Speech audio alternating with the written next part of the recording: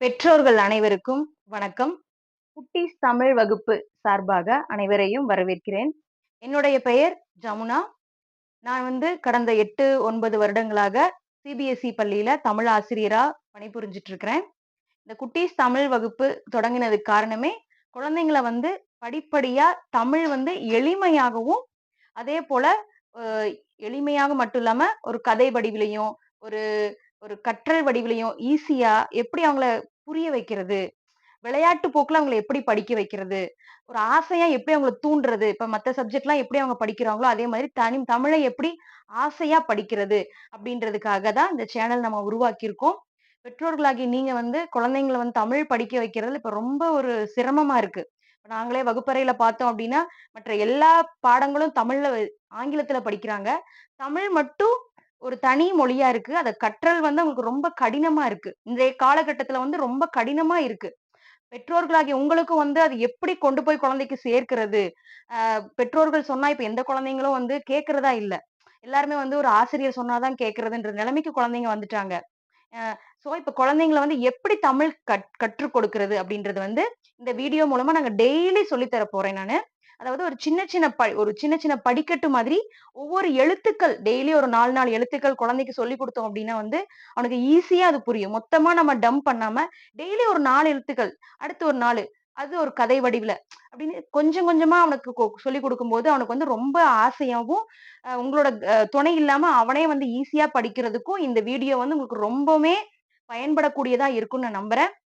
So, வேறு மொழியில் இருக்கக்கூடிய பெற்றோர்கள் நீங்களும் என்ன செய்யலாம் அப்டின்னா, இது குழந்தைகள் மாதிரி நீங்களும் அவங்க கூட உட்கார்ந்து, நீங்களும் அத கற்றுக்கறக்கு என்னோட வீடியோ உங்களுக்கு ரொம்ப ரொம்ப ரொம்ப பயனுள்ளதா இருக்கும். நான் 1லிருந்து 5 வகுப்பு உள்ள குழந்தைங்களுக்கு தமிழ் ஆசிரியரா பணிபுரிஞ்சுட்டு இருக்கிறேன். சோ, எங்கிட்ட இருக்கிற குழந்தைங்களுக்கெல்லாம் பார்த்தீங்கன்னா, ஃபர்ஸ்ட் ஸ்டார்ட்டிங்ல தமிழ் படிக்கிறதுங்கிறது தமிழ் படிக்கிறது ஈஸியே கிடையாது. சொன்ன மாரி ஆங்கில எழுத்துக்கள் கூட 26 எழுத்து தான் இருக்கு. ஆனா நமக்கு தமிழ்ல அப்படி கிடையாது. 247 எழுத்துக்கள் இருக்கு. சோ அந்த குழந்தைகள் எல்லா எழுத்துக்களையும் அது ஃபுல்லாத்தையும் புரிஞ்சு வச்சுக்கிறதுங்கிறது இந்த காலத்துல கடினமா இருக்கு. ஆனா குழந்தைங்களுக்கு நான் ரொம்ப ஈஸியான முறையில உங்களுக்கு நான் சொல்லிக் குடுக்க போறேன்.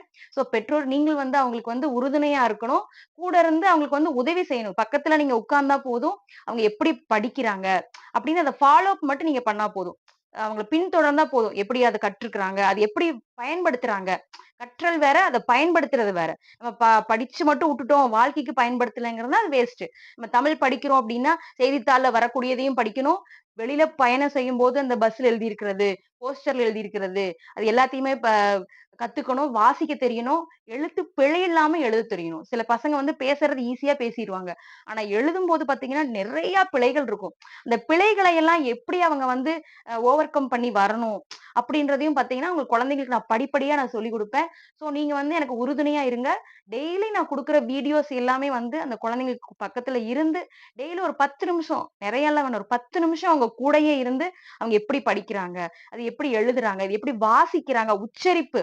தமிழ்ல பார்த்தீங்கன்னா, உச்சரிப்புன்றது ரொம்ப ரொம்ப ரொம்ப முக்கியம். அந்த உச்சரிக்கிறத நம்ம கரெக்ட்டா சொல்லிக் குடுத்துட்டாலே பார்த்தீங்கன்னா, அவங்களுக்கு பிழைகள் வர்றதையே நம்ம முற்றிலுமாக தடுத்துறலாம். அந்த பிழைகள் தான் மேக்ஸிமம் நம்ம தமிழ்ல மார்க் குறையறதுக்கு காரணமே.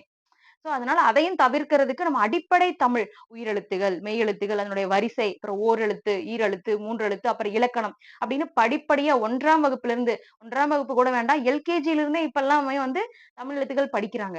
சோ, அந்த தமிழ் எழுத்துக்கள் எப்படிலாம் நம்ம எழுதணும், படிக்கணும் அப்படின்றத எளிமையான முறையில நான் டெய்லி சொல்லிக் குடுக்க போறேன். சோ, பெற்றோர்களாகிய நீங்கள் எனக்கு எங்களுடைய சேனலுக்கு நீங்க சப்போர்ட் பண்ணணும். லைக் அண்ட் சப்ஸ்கிரைப் பண்ணி உங்க ஃப்ரெண்ட்ஸ்க்கு இத ஷேர் பண்ணுங்க. உங்களோட குழந்தையினுடைய ஃபியூச்சர் தமிழ் அவன் நல்லா படிக்கிறதுக்கு நான் உங்களுக்கு உறுதுணையா இருப்பேன். நீங்க எனக்கு சப்போர்ட் பண்ணுங்க. ரொம்ப நன்றிங்க.